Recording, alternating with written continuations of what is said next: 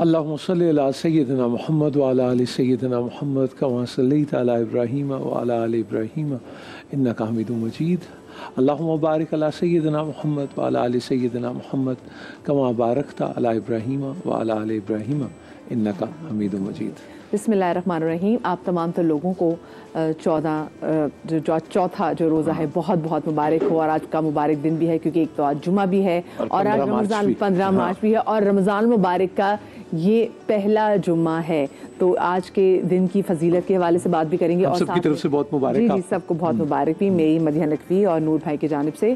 اور دوسرا آج کا جو ہمارا ٹاپک ہے جس حوالے سے ہم بات کرنے جا رہے ہیں وہ ہے حقوق العباد۔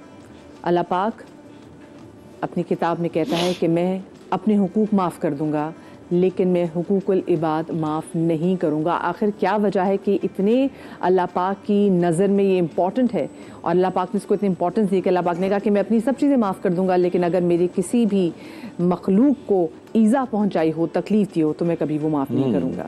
خدا کے بندے تو ہیں، ہزاروں بنوں میں پھرتے ہیں مارے مارے، میں اس کا بندہ بنوں گا جس کو خدا کے بندوں سے پیار ہوگا۔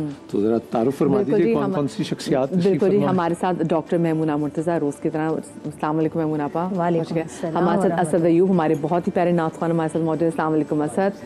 ہمارے لیے بہت ہی معتبر ہمارے علامہ قمیل مہدوی صاحب موجود ہیں۔ السلام علیکم قمیل بھائی۔ اور آج ہمارے ساتھ ہماری ٹرانسمیشن میں ڈاکٹر عظیم یوسف عظیم صاحب معاف کیجیے گا موجود ہیں، ریلیجیس اسکالر۔ السلام علیکم ڈاکٹر صاحب، اور آپ کو ہم اپنی ٹرانسمیشن میں بہت خوش آمدید کہتے ہیں۔ سب سے پہلے تو میں چاہوں گی کیونکہ آج جمعہ ہے اور آج رمضان المبارک کا پہلا جمعہ ہے تو ذرا اس کی فضیلت کے حوالے سے بات ہو جائے کہ جو جمعے کی جو نماز ہونی تھی وہ تو ہو گئی لیکن افطار تو ابھی ہے نا۔ ہاں جی، وہ بھی دن ابھی تمام یہ آپ سے پوچھا اور پھر میں کمیل صاحب سے یہ کہوں گا کہ یہ تماشا اور سودا جو ہے اس پہ بھی ذرا آپ روشنی ساتھ ڈال دیجیے۔ جی بسم اللہ الرحمن الرحیم۔ اور یہ گھڑیاں بھی وہ ہیں جو قبولیت کی ہیں۔ حدیث شریف میں آتا ہے کہ جمعہ کے دن ایک گھڑی ایسی ایک ساتھ ہوگی کہ اس میں آپ جو بھی مانگیں گے اللہ سے دنیا آخرت کا وہ آپ کو ملے گا۔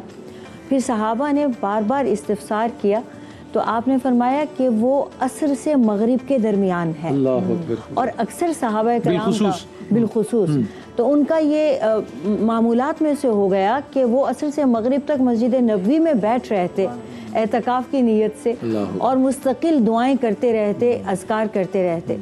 جمعہ تو سردار ہے تمام دنوں کا، اور جیسے ہر مذہب کو نور بھائی مدیحہ، ہر مذہب کو ہر دین میں ایک دن کو دے دیا گیا ان کی اپنی منشا سے، جیسے کہ یہود نے سبت کا دن لیا ہے، نصارہ نے اتوار کا لیا ہے، مسلمانوں کو اللہ نے خود جمعے کا دن دیا ہے، یعنی ہمارے لیے یہ سلیکشن اللہ تعالیٰ کی ہے۔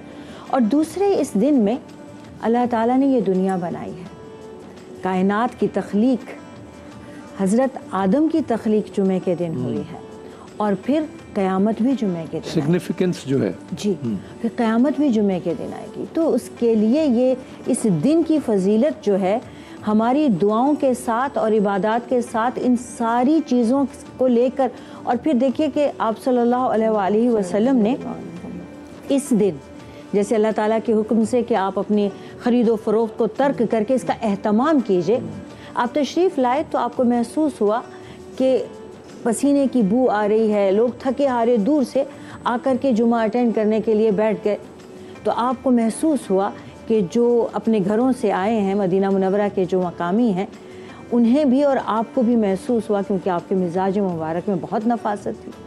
اللہ تعالیٰ نے آیات نازل فرما دی کہ اس دن کا اہتمام کرو، یعنی اپنے کاروبار وقت سے پہلے ترک کر دو، اور آپ نے حکماً فرمایا کہ اس دن غسل کرو، خوشبو لگاؤ، اپنا بہترین لباس زیبتن کرو اور پھر جمعے کے لیے آؤ، اور فرمایا کہ جمعے کی نماز کے جتنا ہی اجر اس بات کا ہے کہ آپ نے اس کا اہتمام کیا، اس دن آپ تیاری کر کے آئے۔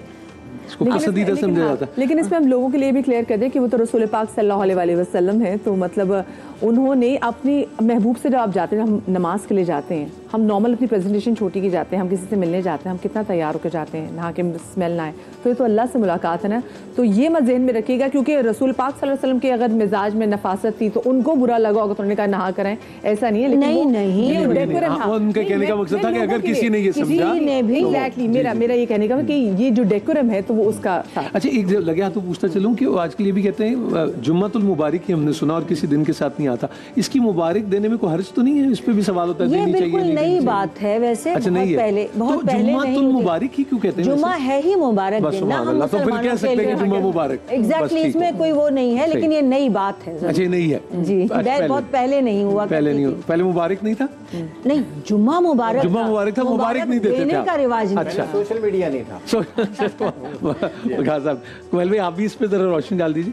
مبارک پتہ کیوں کہتے ہیں؟ مبارک ہے ہر وہ شے جس میں برکت ہو. سبحان اللہ. اور برکت کی ڈیفینیشن کیا ہے؟ برکت کا لفظ تو بہت استعمال ہوتا ہے, اللہ تعالیٰ آپ کے رزق میں برکت دے. مطلب کیا ہے اس کا؟ برکت کا مطلب یہ ہے کہ ہر وہ شے جو بظاہر کم ہو لیکن کفایت کر جائے. اللہ اکبر, واہ واہ. جو بظاہر مقدار میں کم نظر آ رہی ہے لیکن اس کا اثر دائمی رہے, اس لیے ہم عید پر مبارک کہتے ہیں کہ یہ جو خوشی آپ کو نصیب ہوئی ہے یہ فقط آج کے دن تک نہ رہے. ہاں, یہ بظاہر تو ابھی ہے 24 گھنٹے کے لیے, لیکن یہ جاری و ساری دائمی رہے. ہاتھ ملائے سر, یہ آپ نے بڑا زبردستی مسئلہ حل کر دیا, اور یہ بالکل سوکھی کھجور کی طرح جس کو بکھیر دیا, اور وہ برکت اس سارے پہ بھی جی جاری ساری رہے. اسی طریقے سے ہم جب کہتے ہیں رزق میں برکت ہو, تو رزق میں برکت چاہے وہ رزق بظاہر کم بھی ہو لیکن وہ پورا ہو جائے. یعنی آپ دعائی دیتے تھے کہ ایسا ہی سارے دن ہو جائے پھر. جی بے شک یہ ٹھیک ہے. اور بالکل صحیح. اور خود جیسے ہم کہتے ہیں کہ قرآن, اس کو بھی ناموں میں سے اللہ سبحانہ وتعالیٰ نے مبارک, لیلۃ مبارکہ, شب قدر کو مبارک رات کیوں کہا جاتا ہے؟ وہ تو قرآن میں ہے, انا انزلناہ فی لیلۃ مبارکہ. وہ رات کتنی ہے؟ 6 گھنٹے کی ہے, 7 گھنٹے کی, لیکن تقدیریں لکھی جا رہی ہیں سارا سال. اللہ, تو وہ قلیل مقدار لیکن سارے سال کے لیے کفایت کرتا ہے. اور کل ہمارا جو موضوع تھا حضور مکرم صلی اللہ علیہ وسلم کی دختر حضرت بی بی فاطمہ سلام اللہ علیہا, ان کے القاب میں سے ایک ہے مبارکہ. 18 برس کا سن لیکن قیامت تک کے لیے ہدایت. تو ہر وہ شے کہ جو بظاہر قلیل لیکن ہمیشہ کے لیے پوری ہو جائے, اس کو کہتے ہیں مبارک. اس خاطر جو مطلب مبارک. کوئی اضافہ فرمانا چاہیں گے ہم آگے تک؟ بالکل صحیح بات ہے. اور یہ کہ یہ برکت کتنی ضروری ہے, کتنی اہم ہے. نبی کریم علیہ الصلوۃ والسلام نے فرمایا کہ اپنا مال فروخت کرنے کے لیے جھوٹی قسمیں نہ کھاؤ. ٹھیک, مطلب یہ کہ ایک بلا وجہ کا اصرار مت کرو اپنی چیز کی اچھائی کے اوپر. ٹھیک, یا جو بھی جھوٹی قسموں کے جو بھی بندے کے ذہن میں جو بھی محرکات ہو سکتے ہیں, جھوٹی قسمیں نہ کھاؤ. جھوٹی قسمیں کھانے سے مال تو بک جائے گا, یہ نہیں تمہارے پاس ہو سکتا ہے کہ پروفٹ زیادہ آ جائے. جیسے انہوں نے فرمایا کہ قلیل ہوتا ہے لیکن ہو سکتا ہے کثیر اماؤنٹ آ جائے مال بیچ کے, لیکن فرمایا نبی کریم علیہ السلام نے کہ اس عمل سے برکت اٹھ جاتی. وہی جو جیسے کوہل بھائی نے فرمایا. اچھا, یہاں ایک بات اور بھی دیکھ لیجیے, اور مجھے لگتا ہے اس پہ ہمیں ضرور بات کرنی چاہیے. ہمارا فرسٹ ہاف ہی ختم ہوتا جا رہا ہے. کاروبار آپ شروع کریں گے تو بریک آئے گا, اور پھر آپ دوبارہ شروع کریں گے. تو ہم تو اس کو دن ہی 4 بجے شروع ہوتا ہے. اور یہ کوہل بھائی سے میں ضرور چاہوں گا کہ وہ برکت کے لمحات بھی کون سے ہیں. تو بھی بیٹھے تو کچھ سنیں گے, لیکن میں وقت, کیونکہ میں اب چاہتی ہوں ہم ٹاپک پہ بھی آ جائیں, کیونکہ 3 منٹ ہیں. تو میں نے کہا ایک بار ہی شروع کریں. اسد بھائی سے کہتے ہیں پہلے. کتنے اچھے لگ رہے ہیں آپ, ماشاء اللہ, سبحان اللہ. یہ جمعے کی برکت ہے نا.